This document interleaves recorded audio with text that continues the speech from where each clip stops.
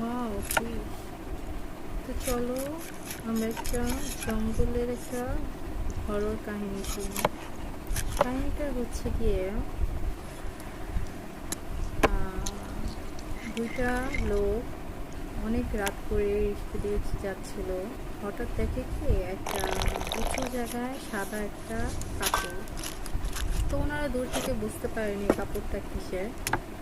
তারা অনেক কিউরিওসিটি নিয়ে সামনে এগিয়ে গেলে দেখে ওটা সাদা কাপড় দিয়ে পেঁচানো একটি লাশ।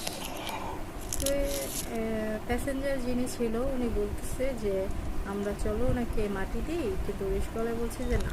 তারপর রিস্কওয়ালাকে রাজি করিয়ে নিয়ে গেছে। পরে হুট করে দেখে কি যে লাশটা চেয়ে আছে। তো রিস্কওয়ালা ওখান থেকে দৌড় দিয়ে চলে গেছে। সকালে এসে দেখে লাশটিও নেই, লোকটিও নেই।